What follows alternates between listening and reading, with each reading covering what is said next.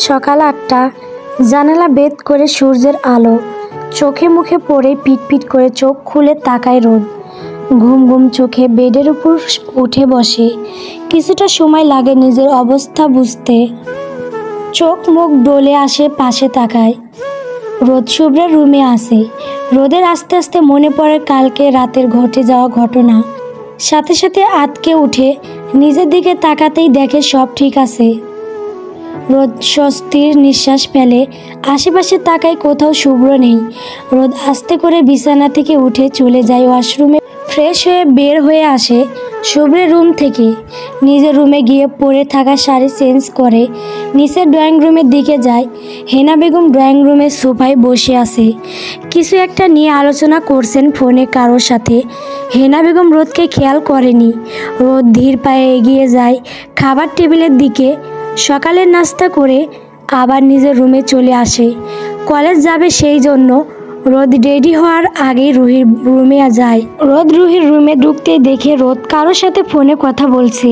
রোদকে দেখে রুহির সাথে সাথে ফোন কেটে দেয়। জোরপূর্বক হাসার চেষ্টা করে বলে, রুহি, রোদ তুই এখানে? রোদ সন্দেহ দৃষ্টিতে তাকায় রুহির দিকে। রোদ চোখ পড়ে রুহির পায়ে। রোদ বউ কুঁচকে তাকায়, তারপর বলে, রোদ, নূপুরগুলো তো খুব সুন্দর, কবে নিলি রুহি? রুহি রোদের কথায় ভরকে যায়।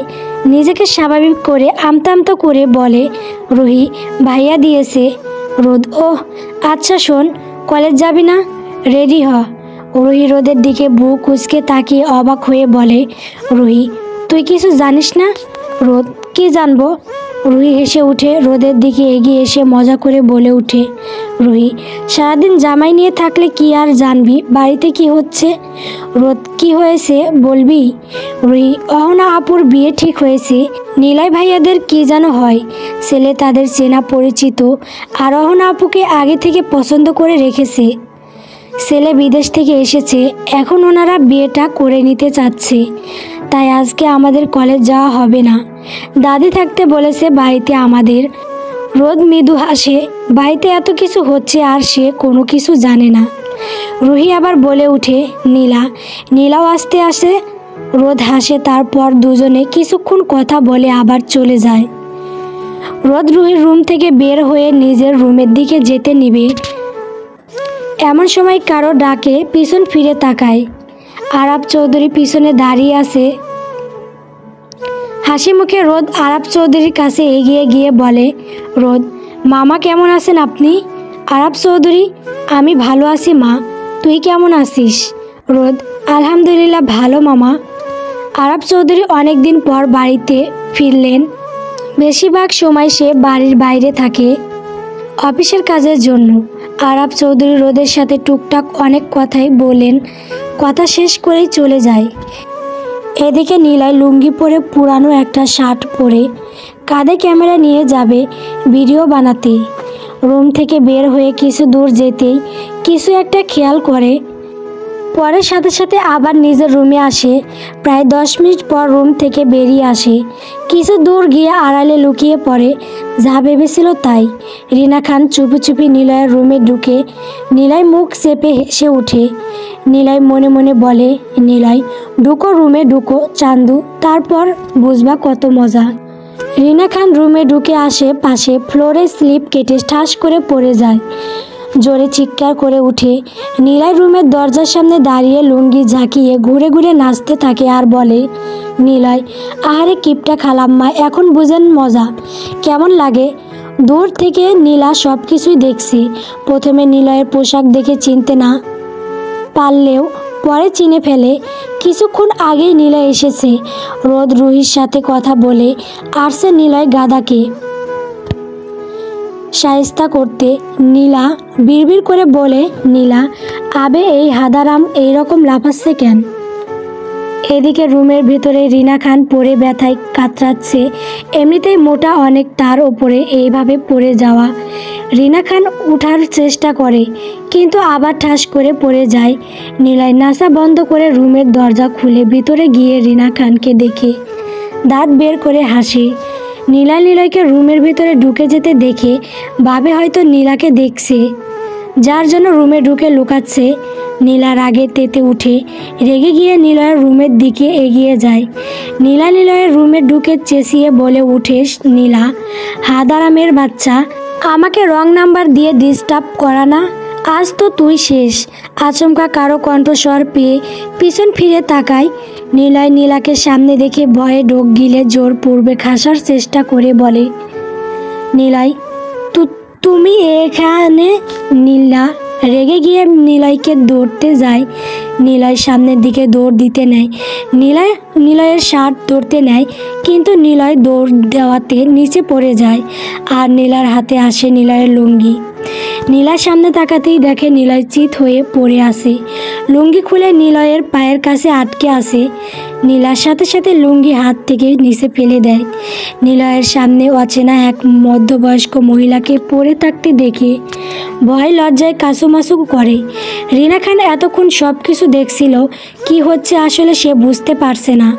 এদিকে নিলয় উঠে বসতে যায়, কিন্তু ঠাস করে আবার পড়ে যায়। নীলা ফ্লোরের দিকে তাকাতেই দেখে তেল পড়ে আসে। নীলা এক মুহূর্ত না দাঁড়িয়ে দৌড়ে রুম থেকে বেরিয়ে আসে। এদিকে নিলয়, রিনা খান কেউ ফ্লোর থেকে উঠতে পারছে না। যখনই উঠতে যায় ঠাস করে নিচে পড়ে যায়। নিলয় কাঁদো কাঁদো হয়ে বলে ওঠে, নিলয়, আল্লাহ এখনও বিয়ে করিনি, বউ বাচ্চা কিছুই নাই, তুমি আমার কোমর রক্ষা করো মাবুদ। বিয়ে করিনি, তারপর না হয় কোমর ভেঙে প্রতিবন্ধী বানিয়ে রেখো। নিলয় আস্তে করে উঠে দাঁড়ায়, এক পা এগোতে আবার ঠাস করে পড়ে যায় রিনা খানের কোলের ওপর। রিনা খান জোরে মা বলে চিৎকার করে ওঠে। নিলয়ও রিনা খানের সাথে চিৎকার করতে থাকে। বাড়ির সবাই ছুটে আসে নিলয়ের রুমে। টিনা, অহনা নিলয়কে উঠাতে যায়, কিন্তু ফ্লোরে যে তেল পড়ে আসে এটা খেয়াল করেনি। অহনা টিনা স্লিপ কেটে ঠাস করে পড়ে রিনা খানের ওপর। রিনা খান আগের থেকে আরও জোরে চিৎকার করে ওঠে। রুহি রোদ এগিয়ে আসে, তখনই অহনা বলে ওঠে, অহনা রোদ, রুহি ফ্লোরে তেল পড়ে আসে, সামনে আসিস না, তোরাও পড়ে যাবি। রুহি রোদ থেমে যায়, তারপর সাবধানে সবাইকে ফ্লোর থেকেও তুলে। রিনা খান ঠিক মতো হাঁটতে পারছে না, কোমর ধরে চিৎকার করছে। হেনা বেগম ডাক্তার ডেকেছে, কিছুক্ষণের মধ্যে হয়তো এসে পড়বে। সবাই শুধু একটা কথাই বলছে, ফ্লোরে তেল পড়লো কি করে? আর নিলয় গাধাটাও কিচ্ছু বলছে না। নিলয়ের পরনে হাঁটু অবধি হাফ প্যান্ট পরা ছিল, তাই এইবারের মতো মান সম্মানটুকু রক্ষে পেয়েছে, তা না হলে সব যেত। নিলয় কোমরে হাত দিয়ে বিড়বিড় করে বলে, নিলয়, এই মেয়ের সমস্যা কি? সবসময় আমার ইজ্জতের ওপরে নজর তার। সকাল 10টা কি 10:30, পাত্রপক্ষের সামনে শাড়ি পরে মাথা নিচু করে দাঁড়িয়ে আছে অহনা। ছেলেও এসেছে, ছেলের নাম আহান, বিদেশে পড়াশোনা করেছে, নিজের বিজনেস আছে। ছেলের মা টুকটাক প্রশ্ন জিজ্ঞেস করছে, আর অহনা সেই সব কিছুর উত্তর দিচ্ছে। অহনার পাশে রুহি, নীলা, জুই দাঁড়ানো। রোদ নিজের রুমে আসে। হেনা বেগম আসতে বলেছিল, কিন্তু আসেনি, কারণ রোদ সেখানে গেলে হয়তো মীরা বেগম বিরক্তি ফিল করবে। এই জন্য মিথ্যা মাথা ব্যথার কথা বলে রুমে শুয়ে আসে। অয়ন, নিলয়, বাড়ির বউরা সবাই আসে, নেই শুধু অব্র। ছেলের মা অহনাকে দেখে ব্যাগ থেকে একটা ডায়মন্ড রিং বের করে অহনাকে পরিয়ে দেয়। তারপর অহনা আর আহানকে পাঠায় আলাদা কথা বলতে। আর এইদিকে বিয়ের দিন তারিখ ঠিক করছে বাড়ির বড় সদস্যরা। 20 মিনিট পর অহনা আহান নিচে আসে। আহানের মুখে মৃদু হাসি। অহনা মাথা নিচু করে আসে। অহনা আহানের বিয়ের সামনের মাসের 7 তারিখ, এখনও 25-27 দিন বাকি। অহনাকে পাত্রপক্ষ কিছুক্ষণ হলো দেখে গেছে।